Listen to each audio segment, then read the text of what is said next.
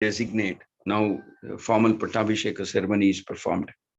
So Vibhishana is enthroned as the king of Lanka. So the Vanaras are commanded to bring water from the ocean, and Vibhishana is bathed, and amidst chanting of Vedic mantras, glorification of Vibhishana, Lord Rama and Lakshmana personally are present in coronating Vibhishana. It's a very special honor for Vibhishana. Imagine Lord Rama and Lakshmana being personally present when he was coronated as the king. It shows the kind of respect, affection, gratitude, and intense feeling of, shall I say, respectful feeling of friendship that Lord Rama had with Vibhishana. In fact, after the battle, Lord Rama embraces Vibhishana and says, I couldn't have achieved this had it not been for your timely support. But this is the way Lord Rama is always. He speaks, he recognizes contributions of everybody and acknowledges. And so we see the same thing when Lord Chaitanya meets his disciples, his associates.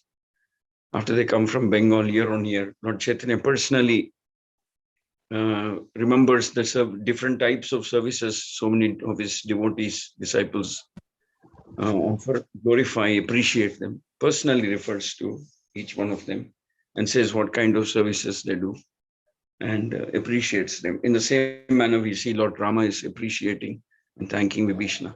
Now, after Vibhishana has been consecrated, Rama starts attending to the other business that has been pending, for which the whole war happened. But it's interesting to know that before he goes to formally release Sita Devi, Mother Sita, he coronates Vibhishana. So and actually he fulfills the requirement of whatever protocol or something that you can say, that certain things have to be done before other things. There's a preferred sequence of doing things.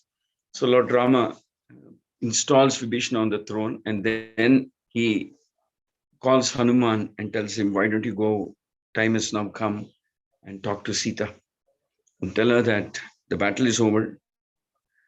I have won this battle, and she's no longer captive. She's no longer a prisoner. She's free now. You please go to her, tell her this, give her this good news, favorable news, and come back to me and tell me what is her response. Hanuman becomes very happy. Hanuman is very thrilled actually that this duty has been assigned to him. So he takes off and goes into the Ashokavana, where Sita is held captive. So upon reaching Mother Sita, he stands in front of Mother Sita with folded hands. And Mother Sita is already confused because Ravana, Indrajit, all of them make repeated attempts to confuse her, saying that Rama is killed, Rama is no longer alive. They take his a dummy head to show this is Rama's head. See, we have killed him. So they do a variety of things. First, they try to convince her, speak sweet talk to her. Then they try to intimidate her. Now they're trying to terrorize her, saying he's dead. What's the point? Now you come and accept me as your husband. So they try, but Sita Devi is unmoved, completely unmoved by anything that they try. But definitely she's scared about the outcome of this battle. Like all women are timid, gentle, and by nature they're very, very dependent. Prabhupada says because they're a little fearful, they're dependent, more dependent on Krishna. And hence it's actually a good qualification for them. It increases the intensity of their bhakti, dependence, surrender to Krishna, etc. So Sita Devi is looking in different directions, very confused. And it said that the first time her glance falls on Hanuman, and she continues to look elsewhere, etc. Sita Devi is so absorbed in her own, and and she's constantly praying for for the protection of Lord Rama, constantly praying for his protection, his well-being. That though her eyes fall on Hanuman, Ramayana, Valmiki Ramayana says she fails to recognize him. The first time her eyes fall on Hanuman. Hanuman is also puzzled, but he understands that Sita Devi is absorbed in thinking about her husband, safety of her husband, welfare of her husband, and eagerly waiting for her husband to come and release her or rescue her. And at the same time, she's also very conscious and cautious because she doesn't know what trick Ravana or Indrajit or somebody may play next to confuse her or terrorize her. And sometimes they act so convincingly that Sita Devi becomes terribly scared.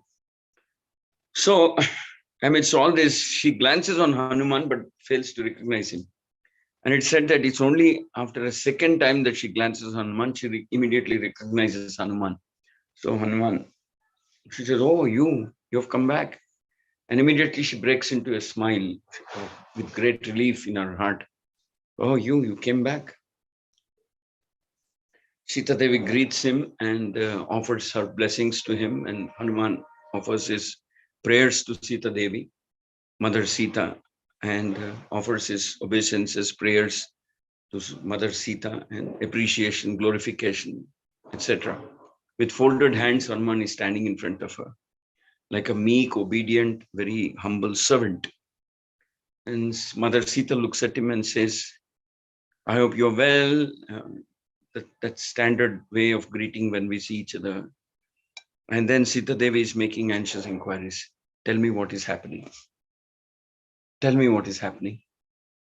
I am completely in great anxiety because I don't seem to know. I'm not able to figure out. I'm not able to make out whom to believe, what to believe." Hanuman knows what all tricks Ravana would have tried because he was himself personally a witness to one encounter between Ravana and Mother Sita. So Hanuman is so happy. He's so relieved. Actually, one look at Hanuman's face, Sita Devi also understands that he's brought some good news. Hanuman will say, "My dear mother, your ordeal is over.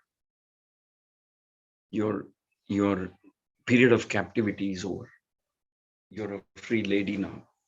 Your great husband, Lord Sri Rama, came across the whole ocean, walked across the ocean by making a bridge, a floating bridge, a miracle of bhakti, a floating bridge made by his devotees. And with the cooperation of the God, Lord of Ocean, he came across with his army. He challenged Ravana, and rightfully so, he punished Ravana for his very repugnant act of kidnapping you, ignoble, repugnant act of kidnapping you.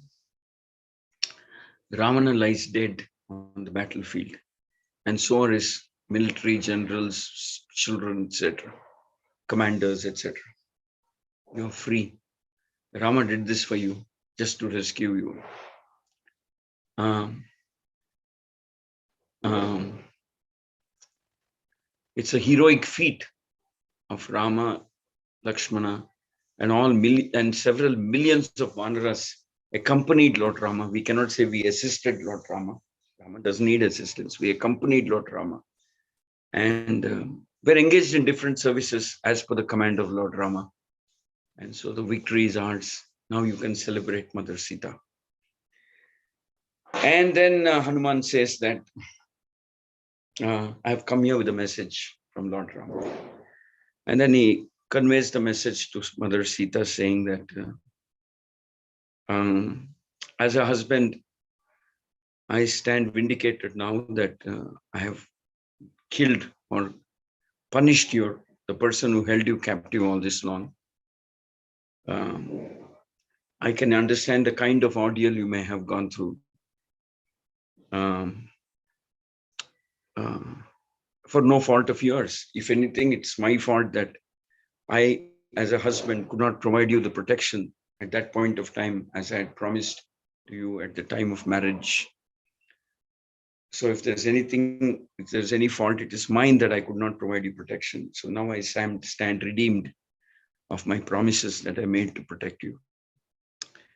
And I hope you're relieved now. I hope you're uh, feeling relieved and free of anxiety. And I desire to see you immediately.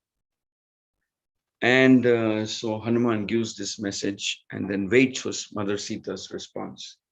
So Mother Sita then responds saying that, please convey this news to my Lord that today I mean, today it's like the sun separated from sunlight. What that was the type of existence I was in all these days when I was held captive. It's like the ocean separated from water, the sun separated from sun rays. Me being separated from you was so painful, was so torturous. In front of that pain of separation from you, all the pain that Ravana tried to give me was completely insignificant in front of the pain of separation from you. I don't know how I could stay alive all these days, but I think I stayed alive because I was constantly thinking of you and meditating on your divine form and hoping and expecting that you would come. I'm greatly relieved, and that this ordeal of mine has come to an end, and that I can very quickly have darshan of your lotus feet, and I can very quickly occupy my rightful position at your lotus feet or next to you, being engaged constantly in taking care of you and serving you. I look forward to that moment. And I'm awaiting your command as to when I can come and meet you, etc. So this is what happens. And then Hanuman comes back to Lord Rama and reports that Sita Devi is like the parched desert receives its first rainfall after many years or months. So same way, she has received this news. She's overjoyed. She's relieved. She is so relieved and happy that she doesn't even know how to react or how to receive this news and how to reciprocate to this news. She's very grateful to you, and she's awaiting further command from you. She's anxiously waiting to have your darshan and to be united with you in service, so she can resume the services that she was offering to you, which were interrupted by this cruel act of kidnapping, which was done by Ravana. So Lord Rama, after the formalities are all over, some more formalities are all over, then Rama summons Vibhishana. And after he summons Vibhishana, Rama gives a command to Vibhishana. He chose Vibhishana for giving this command. He says, now you please go to Sita Devi and then please instruct her that she should take a bath, a proper ceremonial bath, cleanse herself, be decorated nicely, wear nice fresh set of clothes, be decorated, amply decorated, and come into my presence. He commands Vibhishana. And Vibhishana also feels very honored that he has been given such a command, because you must understand that the entire Ramayana, this is the main crux of the Ramayana, Ravana kidnapping and Rama killing him and freeing Sita. This is the central portion. The others are preface and whatever, prefix and suffix or something like that. The central portion is this. And the duty of bringing Sita Mata to Lord Rama was bestowed to Vibhishana. Vibhishana becomes very honored, very delighted that such a service has been entrusted to you. And then he goes, and Ramayana very specifically mentions, imagine just understand who Vibhishana is now. Vibhishana is now the king of Lanka. So while going, Vibhishana is having mixed feelings while going to meet Sita. It is this Lanka of which he is the king, which held her forcibly captive. It is this Lanka which harassed her, tortured her, and separated her from her husband. It is his own family member, Ramanasura, who forcibly kidnapped her and tortured her and uh, uh, conducted himself in an extremely unacceptable manner with Sita. And trying to force Sita to accept him as the husband. It is his own family members who fought with Rama, who gave so much pain and anxiety to Rama and his army of Vanaras. So Vibhishana is actually having mixed feelings. He's saying, now I am being commanded to go and bring Sita. In many ways, it is good that this duty has been entrusted to me, because this hopefully will nullify whatever anger that Mother Sita may have upon any of us for having tortured her, for having held her captive. It may even nullify the anger that the Devatas and others had at forcibly keeping Sita captive and separating her from her husband. And maybe she will forgive Lanka, the people of Lanka. Maybe she'll forgive my family for having done all this to her. So Vibhishana is kind of a mixed feeling. He goes to Sita to talk to her. And this act of Vibhishana going to Sita is so very dramatic act. Vibhishana, it says that Hanuman and others, it says they went with folded hands, folded palms like this. But Valmiki Ramayana says that when Vibhishana went to meet Sita, he was like this. I mean, palms together, but above his head. Palms together, but above his head like this. In other words, indicating is some complete supplication to Mother Sita, indicating that though he may be right now the king of Lanka, he considered himself an extremely insignificant servant in front of Mother Sita. He considers himself very like the servant, and he considers him that Mother Sita is the most powerful authority for him, very clearly, unmistakably conveying to Mother Sita that she is the master, in the sense that how he looks upon her, like this, with palms joined above his head, all the while when he's talking to Sita. That's amazing, right? I mean, what kind of a devotion, what kind of a bhakti Vibhishana displays. So he goes to Sita, respectfully glorifies her, announces his presence in front of Sita, and tells Sita, my dear divine mother, Lord Rama wishes to see you, and he has sent this palanquin. He wants you to take a bath, he wants you to dress up, he wants you to decorate yourself nicely, very, very nicely, get into the palanquin, and he has commanded me to take you into his presence. In response, Mother Sita is shedding tears, because this is the moment she was waiting for all this 1 year. When will I be freed? When will Lord Rama summon me? When will the Lord call me back? When will the Lord accept me and give me a position, rightful position next to him? And when will he engage me constantly in his service like I was doing before?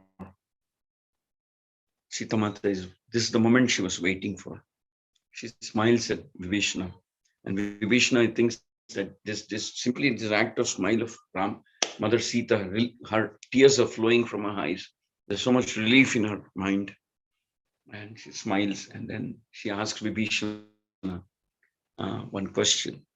She asks, I can't wait anymore.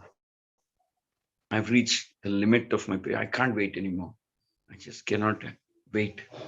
Is it possible, or is it okay that I come as I am and first have his darshan and do the rest of it later? Take a bath, decorate myself, all that. Can I come just like this?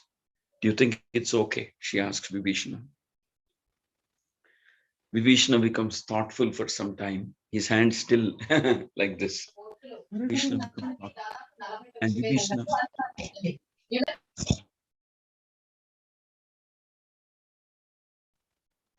Vibhishana becomes very thoughtful for some time, and he replies to Sita very respectfully. He says, Mother, Divine Mother, please do exactly as you have been commanded by Lord Rama.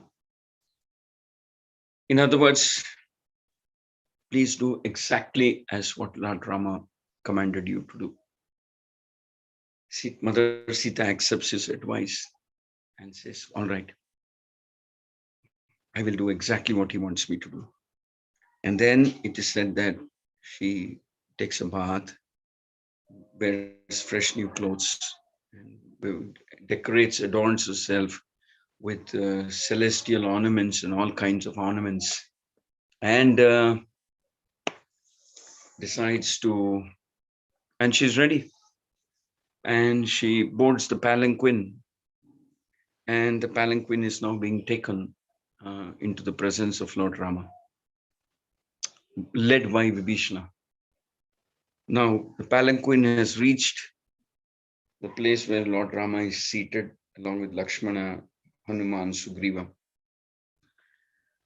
And it is said that they could notice that there was a little subtle change in Lord Rama's countenance.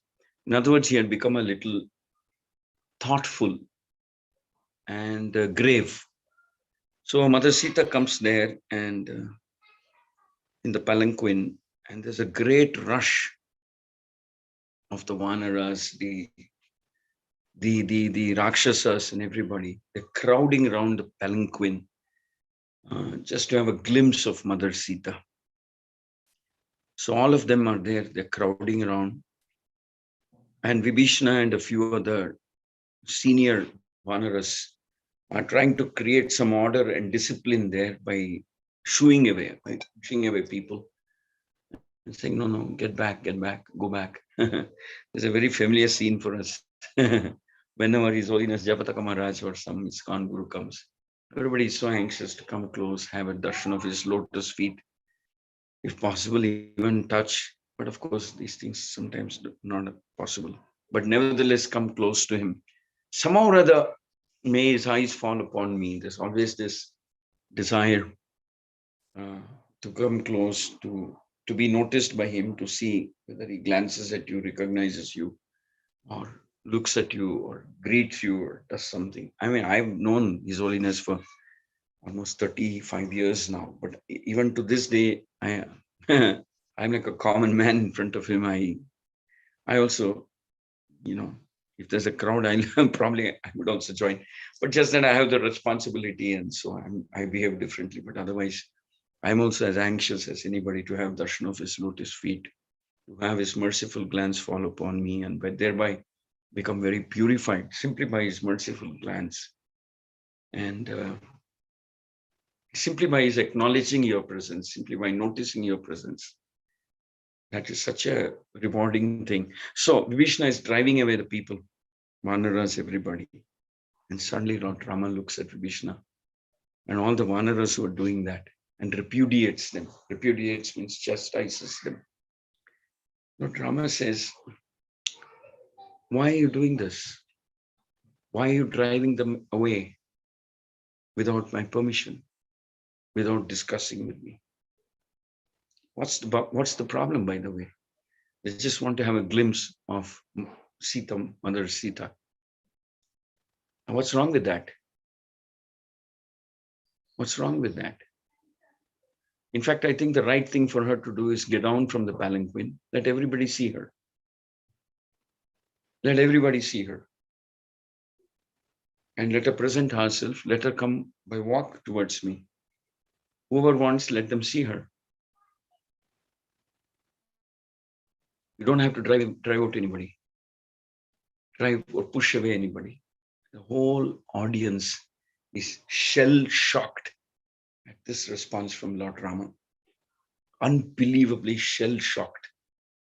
And that audience at that point of time included Lakshmana, included Hanuman, Sugriva, and several other Vanara leaders, and Vibhishana himself. Vibhishana becomes embarrassed at having to do something which is displeasing to Lord Rama, such as driving away people from crowding around Mother Sita. And Sita, who's inside the palanquin, can't believe what she hears. Just can't believe it. And Lord Rama, by the way, speaks in a very stern and a grave voice, making it clear that nobody can talk to him or discuss this with him again. That is his verdict, like that. Mother Sita gets off the palanquin, and there isn't so much of a commotion as much as there is shock in the audience. She's shocked. Everybody is shocked. Everybody bends their head low. All of them out of fear of Lord Rama, fear, and out of great deal of feeling of anxiety, fear, and uncertainty as to why Lord Rama said that and why did he do that. And Sita also becomes very hesitating, reluctant, but nevertheless, she very hesitatingly, coyly walks up towards Lord Rama. Lord Rama looks at Sita and says, "Now I have restored the honor of my family. I have restored my promises that I made to the Devatas, my family, my forefathers, and I have restored their reputation. Their reputation is now intact, has been restored. And I protected that lady who took my shelter, and I punished an evil person. And restored order in this universe, removed a very evil person, installed Vibhishana, and hence the respect that was due for my family has been restored." And Rama says one of the most difficult statement for us to, but of course, everything that the Lord does has a divine, sweet purpose. Rama says, nobody here should be under the illusion that I did this because of my attachment for my wife or my henpakt husband, or, too much attention, affection, or love, or such feelings towards my wife. I did this because it is my duty as a Kshatriya, as a king, as a member of the Ikshvaku dynasty, to restore, punish. These are my official duties. And to free a lady in captive, held forcibly against her wishes. Rama says, free a lady. Doesn't even refer to Sita as his wife. He says, free a lady held against her wishes by a cruel Rakshasa demon. Now the world has become free from this man's presence. Lanka is now ruled by Vibhishana. This lady is restored. She is no longer captive. There's peace and tranquility in the world once more. My family, my forefathers, they must all be proud of me, happy that I have accomplished a very difficult task. Now, as far as this lady is concerned, she is free to do whatever she likes. She has lived in the house of somebody else for almost a year, for an extended period of time. She was held captive. That is how it began. But as for what has happened subsequently, I don't know. There's no question of me accepting her again as my wife. She's free. She's liberated from the clutches of Ravana, and she's also liberated from having to come back to me as a wife. She's lived elsewhere. This lady who has been contaminated, was lost her purity. I don't any longer hold her to the marriage vows that she has taken. She's been freed from that also.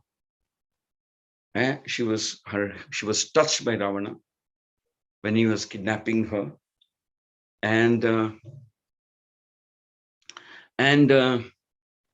it is not possible for me to accept her, and she's free to choose whomever else she likes. as her husband, whom she chooses to live with hereafter. As far as I'm concerned, my duty is over.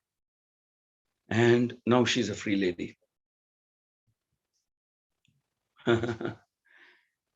Nobody can believe what they're hearing. Nobody can even believe. Nobody moves there. Not a bird, not a feather.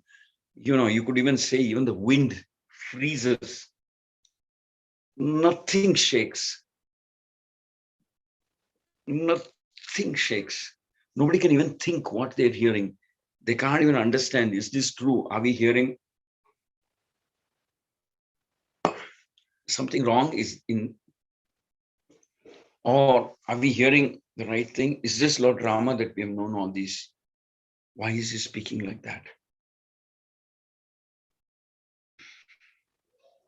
And it is said that when Lord Rama said that, the Devatas, the Charanas, the Gandharvas, the Nagas, Suparnas, everybody are also shell-shocked because they were about to celebrate the reunion of Rama and Sita. They were awaiting this moment all this while. That now that Ravana is disposed of, these two will get together and reunite. But this comes as one of the cruelest shocks to them. Lord Rama openly and clearly casting doubts on the chastity, loyalty, and purity of Sita, Mother Sita. But Mother Sita is Mother Sita. She chokes. She can't believe it. She's crying.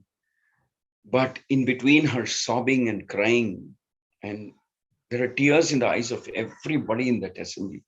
They're all choking. Sita Mata tells that Mother Sita addresses Lord Rama and says that, oh Rama, oh my Lord, these words were never expected of you. I do not know how you have come to these conclusions. Maybe at some point of time in your life, you would have encountered women who are unchaste, unloyal or disloyal, or polluted, contaminated, or lusty. Maybe you have encountered them in your life at some point of time. But right now you're making a mistake of deciding that all women are like that. By casting this doubt upon me, you have probably been influenced by having encountered some women of questionable character, loyalty, chastity.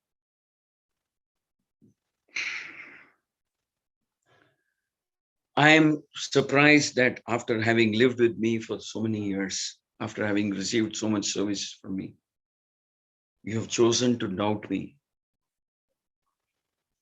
You're fully aware that I did not willingly go with Ravana. I was forcibly kidnapped. Ravana played a cruel trick on me by separating me from you and then subsequently from Lakshmana, and he forcibly kidnapped me. And it seems like the effect of Ravana's kidnap is not over yet. Even though he is dead and gone, you seem to think that for some reason, you seem to think that it was not a forcible kidnap or something like that. And then she says that I was held captive. I was guarded on all directions by these Rakshasis. And not a moment passed without me anticipating, waiting, and praying for you to come and release me. Um,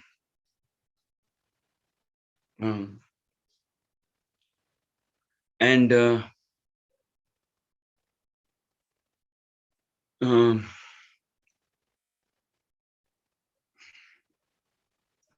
she even questions Lord Rama, saying, how justified are you to generalize and then conclude that because of you having met or known some lusty, dangerous, whatever, contaminated women, to generalize and presume that everybody would be like that. I have received lessons on chastity and purity from the greatest of whatever Vedic models. She was instructed by, who's that? Sita Mata was instructed by Ahalya, I think, yes, in the forest. And so on. She says this. So, and then she says that, anyway, now that you have chosen to reject me on the grounds of this suspicion, I don't see any point in continuing to live. And then she says that she commands Lakshmana. She calls Lakshmana and commands him, saying, prepare a pyre. Pyre means a heap of firewood, and light it for me.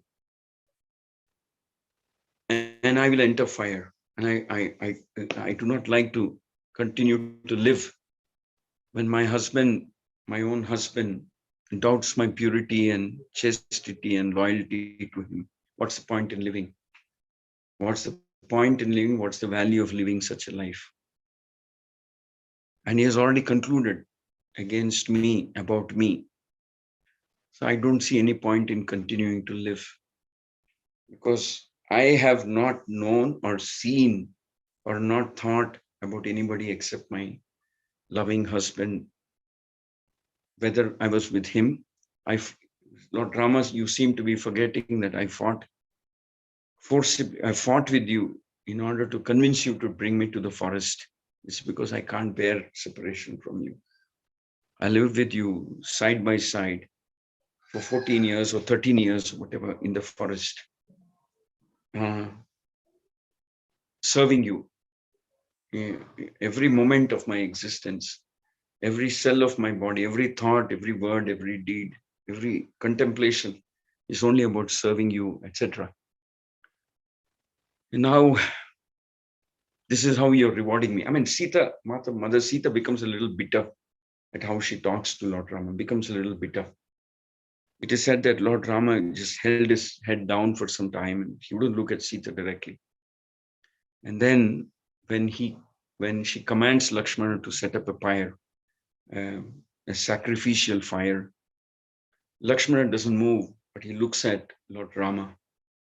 Then Lord Rama, by his, by his gestures indicates that Lakshmana should do that. By the movement of his eyes, he indicates that Lakshmana should do that. Then Lakshmana will go about and setting up a fire and lights it, and Mother Sita will make a final prayer and submit it to everybody in that assembly.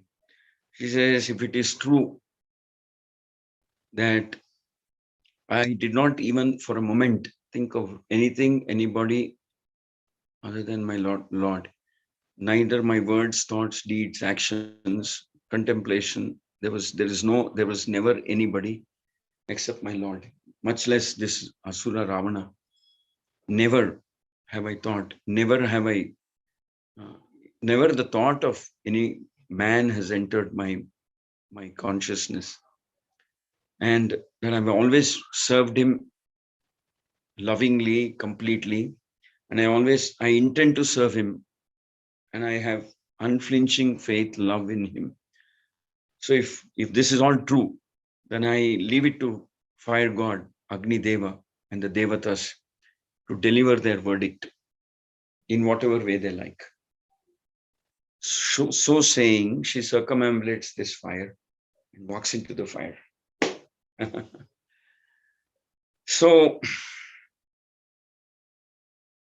this is one of the toughest moments in the whole of Ramayana for everybody, not just Mother Sita, for Lord Rama, to Lakshmana, to Hanuman, to Vibhishana, to Sugriva.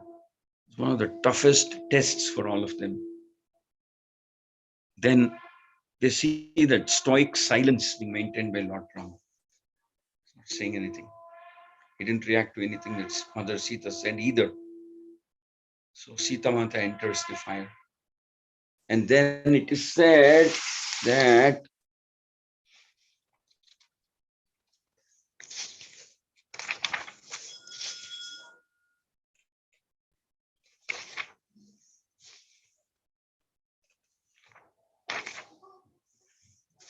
then it is said that as soon as Sita Mata enters the fire, that all the devatas, Kubera, Yama, Varuna, the Pitrus, Indra, Lord Shiva, Lord Brahma, all of them appear in front of Lord Rama. And they offer their salutations to him.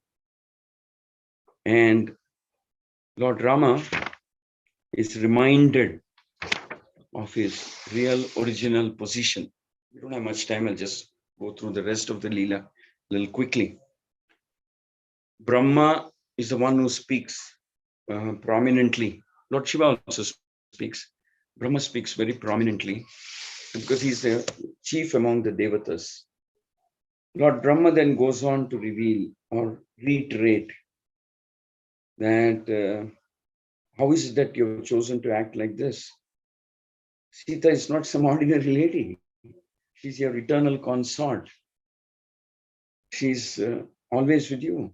She can never be separated from you, no matter who tries or how they try.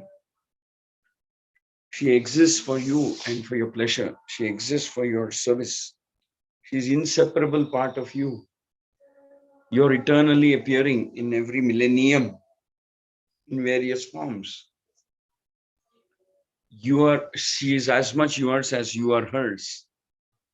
And you are that Vishnu. How is it you seem to have forgotten and you seem to be doubting Sita, Mother Sita, like an ordinary man would?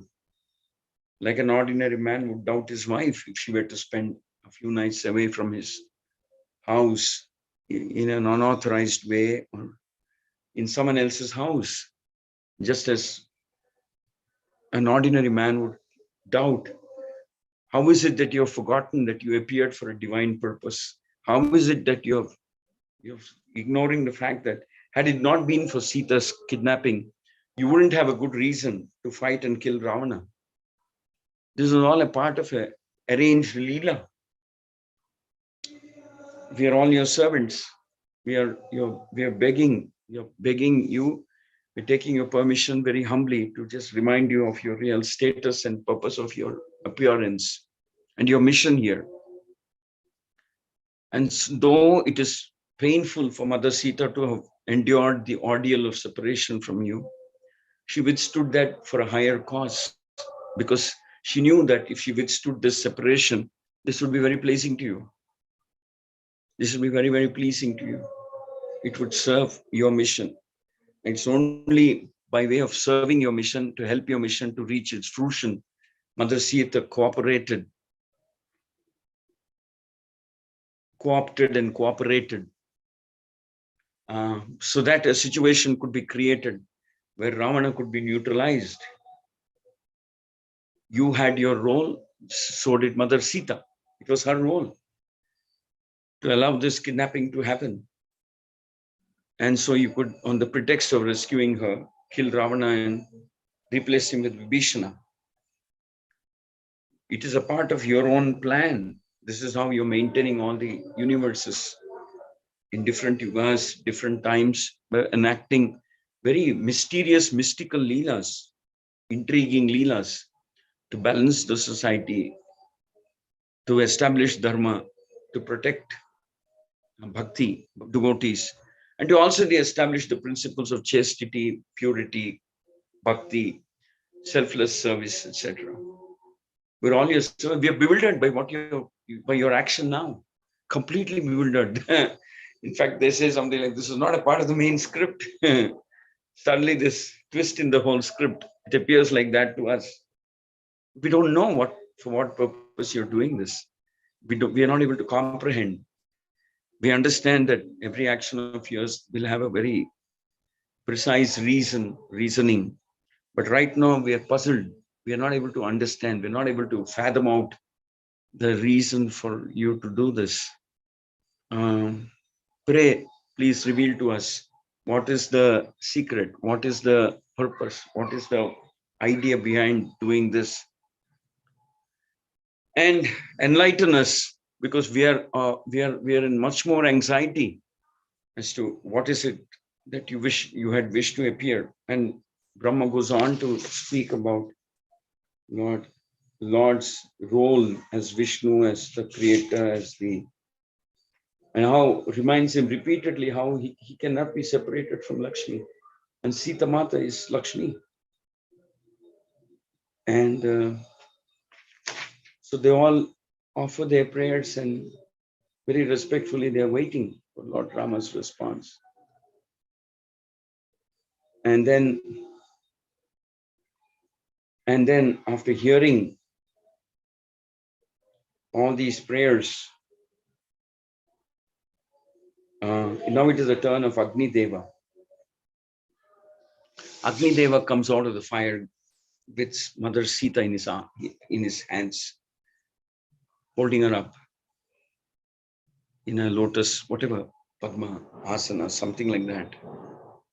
Agni Deva stands in front of Lord Rama, offers respectful prayers, and says that if you're having any type of doubt about Sita, let me explain to you that the fact that she walked into the fire and allowed us, or whatever, she touched us, it is her touch which has purified Agni. She's so pure and free from contamination that it is her touch which purified Agni, which has purified us. It is her touch that purifies this entire universe. It is a merciful glance that restores purity and chastity and loyalty and bhakti. She is the original source of purity, original source of bhakti. She is the real source of loyalty, chastity, bhakti, love for the husband, etc. She is the mother of all these qualities. There is no question of anything impure, contamination, coming anywhere close even to her shadow. It cannot happen because it is simply merely by her presence that a place becomes pure.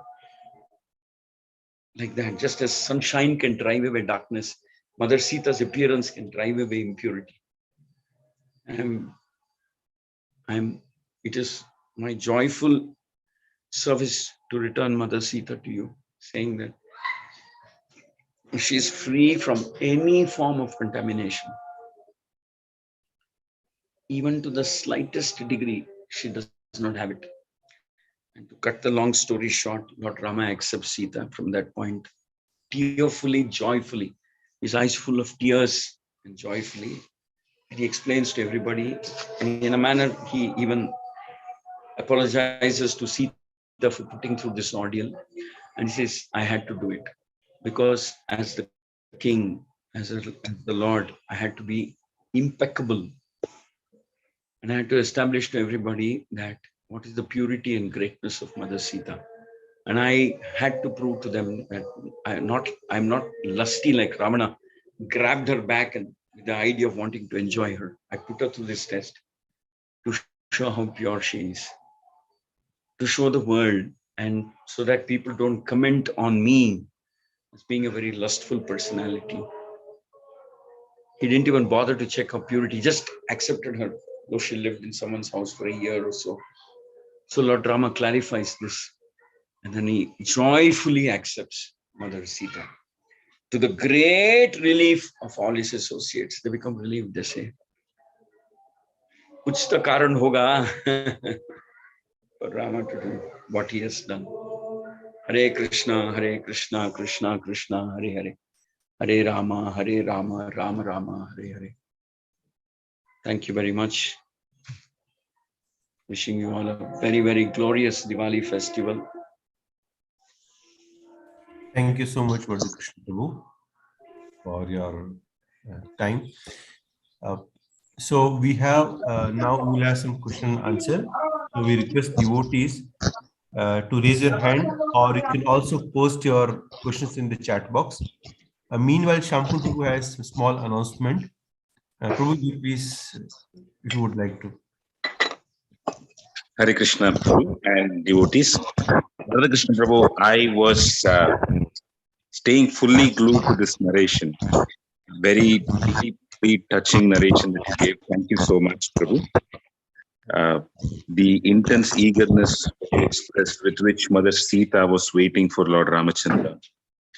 the depth of the character of Lord Ramachandra, and that of Vibhishana, how having been a king, been anointed as a king, he was having his hands raised just for a fault which was not his, a fault done by his family members too, he was taking upon himself.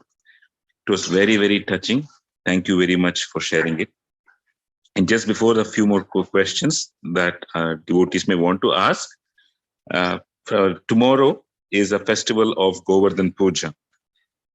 Those who stay in Bangalore, you're all welcome to visit our temple, the Narasimha Giridhari temple. We will be sharing the schedule shortly. And we'll also be having the next 2 days content will be based on the Govardhan Leela. There are the prayers by Indra, prayers by Mother Surabhi, and the actual pastime itself, what happened during the Govardhan pastime. So this set of 2 lectures, that is tomorrow and day after tomorrow, will be by two wonderful devotees. One is His Grace Somashikar Prabhu, and another is Hariharan Prabhu. Both of them have a background in the PhD. One of them is a professor in one of the most prestigious law institutes in India, and the other devotee is also working in the tech industry in Bangalore. But yet, what binds them together is the Krishna consciousness which they have received from devotees and from the spiritual masters. So they would like to share what they have received. It is not the mundane qualifications that makes a person valuable, but it is the bhakti that they have been bestowed with. So to appreciate the lifting of the Govardhan Hill, please do join tomorrow too, same time, 6:45 to 7:30. So those who'd like to ask questions, please do ask your questions and bring more people to tomorrow. Yeah, thank you so much, Prabhu. So, Shivani Mataji, please go ahead with your question. Varda Krishna Prabhu, you need to unmute yourself. Thank you. Hare Krishna Prabhu. Prabhu, Yes, am I Mataji. audible? Yes, Mataji, please go ahead. A little bit louder, please. Yeah. So, Prabhu, my question is, obviously, at the end, there was an explanation about how Rama did what he did for.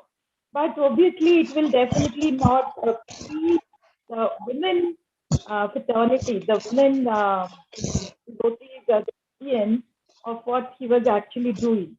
So, what do you think is the message or the moral or instruction for the women in this episode of Ramayana from Sita's perspective?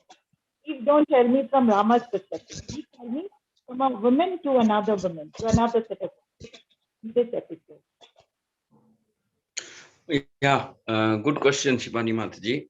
So, is there a message in this Leela for the women of the modern age? Well, the message for the women is the same whether this age or any yuga. Actually, I wouldn't like to say it's message for women. It's message for the society that the most precious possession we have is that of purity, chastity, and loyalty. I mean, just as much as a woman should stay extremely pure, chaste, and loyal to her husband at all times, it is also fair to say, in the same breath, that a brahmachari should stay loyal to his guru, chaste, loyal, submissive, surrendered, and in a constant mood of service towards his guru. So every varna, every ashrama has its respective duties. In the same manner, husband also has to be extremely gentlemanly in his conduct towards his wife and other women in the society. So it is not that there's something very, very, shall I say, something that's given out as a must for women and that's ignored for the others. No, Every varna, every ashrama, every particular position in the society has its rules. But the fact of the matter is, when the women become contaminated or unchaste, it destroys the society very quickly. It somehow destroys the, because women are they are this focal, what shall I say, the hub of the family, hub of the society. By virtue of being the hub of the family and the most important person in the family, women are the hub of civilization. So when women stay strong, pure, uncontaminated, loyal, and chaste, there's some hope for society. There's some hope. So this is not by way of a warning to the women.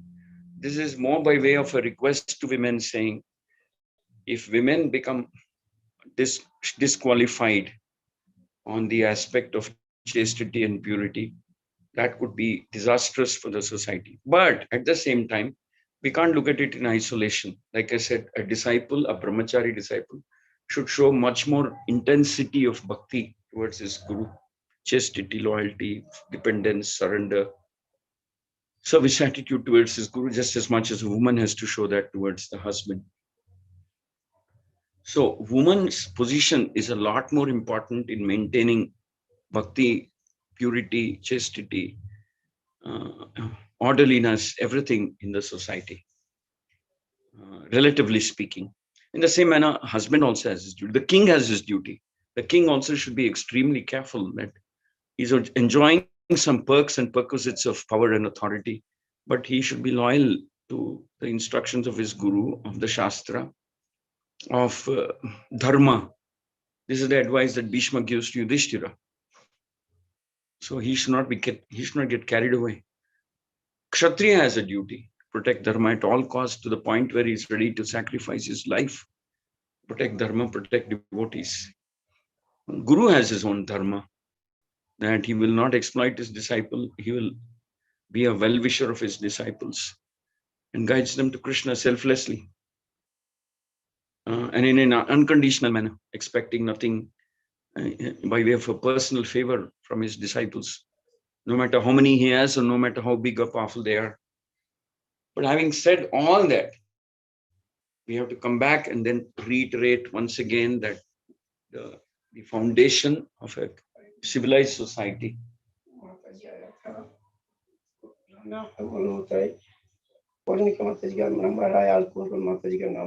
मैं class ले रहा हूँ, 5 minute बैठने की बात. Will you wait 5 minutes? I'm in a class. So you have to come back to the point where it's the woman who holds the society. It's the purity and chastity of woman. And by the way, we can also see the corollary of effect of this. When women are chaste, their husbands become extraordinarily powerful. And women, a chaste woman is super powerful.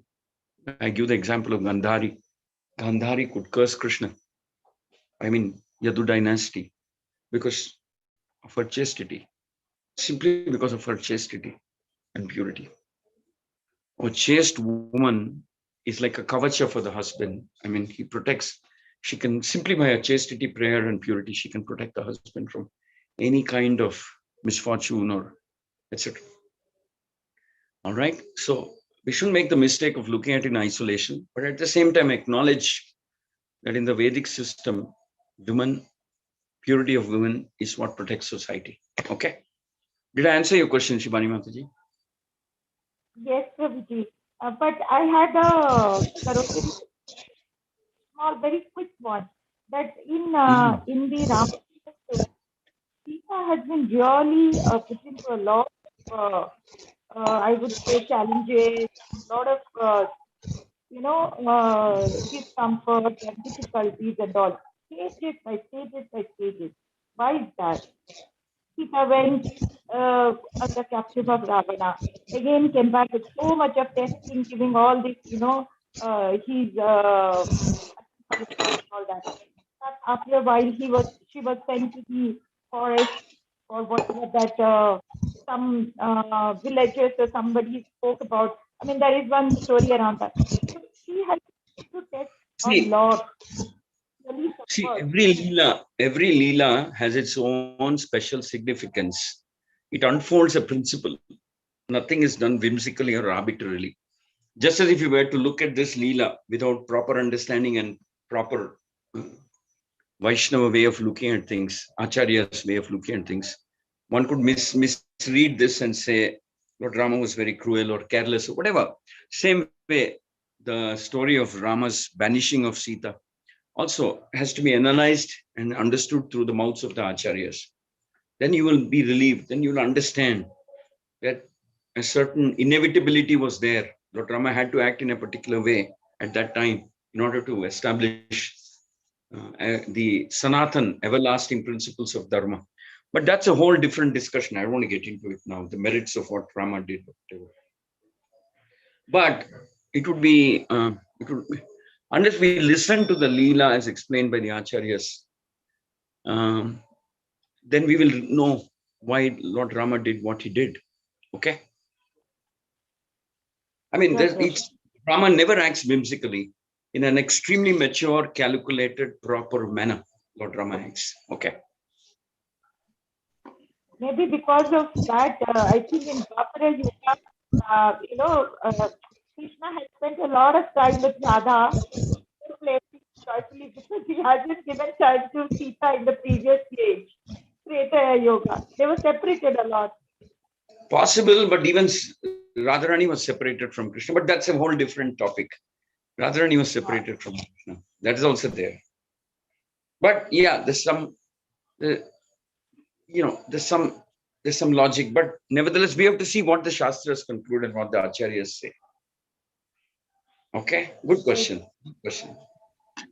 Any other questions? Prabhuji, Hare Krishna, Prabhuji. Yeah. At the end, will Sita accept Rama after all this process of getting into the fire and being chastened? Will she accept Rama again? Yeah, of course she does. Okay. When Lord Rama explains why he did what he did, yeah, she will accept.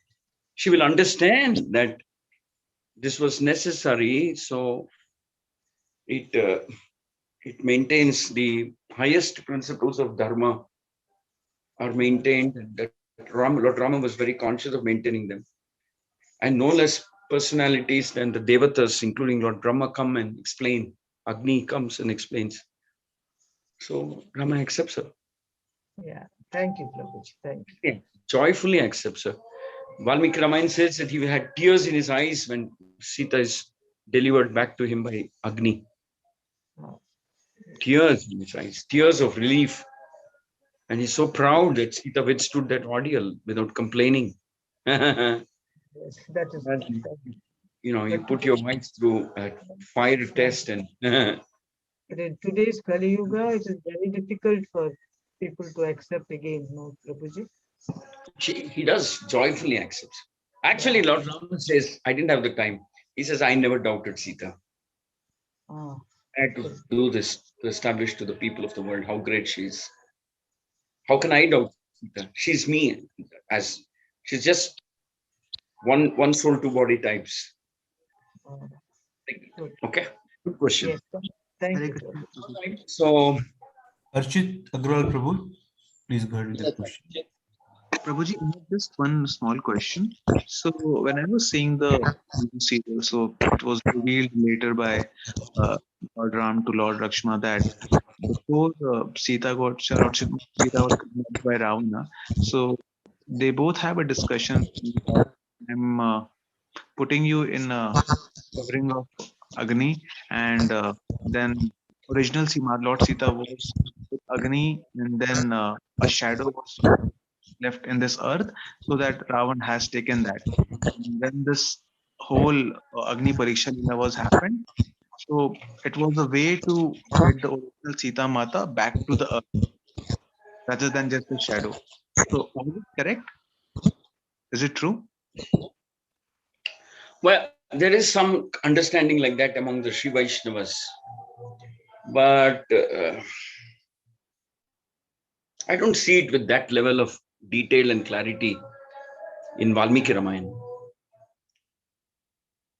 But I've heard our own ISKCON leaders also speak about something like that it's the Chaya Sita, Chaya, shadow Sita, that Ravana kidnaps, and the real Sita was left untouched by Ravana.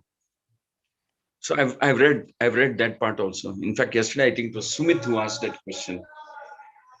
Why just so much hullabulla if it's only shadow Sita? Okay. But, So it is not in the Valmiki version of Ramayana. Well, not exactly like that. There's some acharyas, Vaishnava acharyas also written. But see, you have to understand one thing, that if we were to look at the Sita who lived in Lanka as the shadow Sita, I think it changes the whole mood of the Ramayana story. I think we can say that during the act of kidnapping, it was not, I don't know, it was not the original Sita, so Raman never got to touch her. But if you were to say that shadow Sita, not the real Sita, I don't know, it raises so many questions about the whole Leela. Who is the shadow Sita who's so attached to Lord Rama? So then you'll be forced to conclude that the shadow Sita and this real Sita are same in terms of their spiritual intensity to serve Lord Rama. It's just that in order to evade the question of Ravana touching her, there's a little trick played by the Lord. So Ravana never gets to touch her. But otherwise, practically speaking, it's the real Sita who suffered in Lanka. It's not the shadow Sita and this Sita elsewhere, and she's continuing to be with Rama or something like that. That's not what is the mood of the Leela. The shadow Sita is also as good as Sita in many ways. That's when the sanctity of the story Leela is protected. So you could say, for all practical purpose, the shadow Sita also was serving like the original Sita, and at an opportune time they kind of become one again. It's just that they're one. This Sita is also the same as that Sita, except that some kind of a adjustment for the sake of a peculiar situation in the Leela. It's not that Shadow Sita was any less devoted to Lord Rama, and the whole thing was a farce, charade. No, that's not how Valmiki presents it. So when Hanuman goes, it's the real Sita he's talking to, in one sense. So you can't differentiate between Shadow Sita and the real Sita in terms of their devotion to and love for Lord Rama. Does that make sense? Yes, Prabhuji. And actually, I was not thinking that way, that the shadow Sita has more, any less number of conviction and the love for Lord Ram. It's just like Rama couldn't touch the Yes, correct. purity of the Lord Sita. Yeah. Yes, that part is there. That part is commented upon by some Vaishnava acharyas also. That Ramana never touched her. Okay, Prabhuji, got it. Thank you.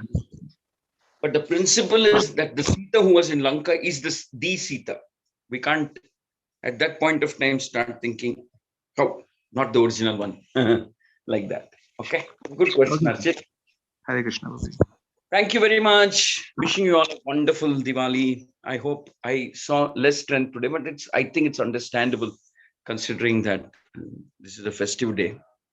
I hope the next 2 days we'll see record crowds. Please try your best to bring new people. Please. Thank you. Hare Krishna. Thank you so much, Prabhu. Thank you, devotee. Thank you. Hare Krishna, Prabhu. Happy Diwali. Pranam, Prabhu. Thank you very much.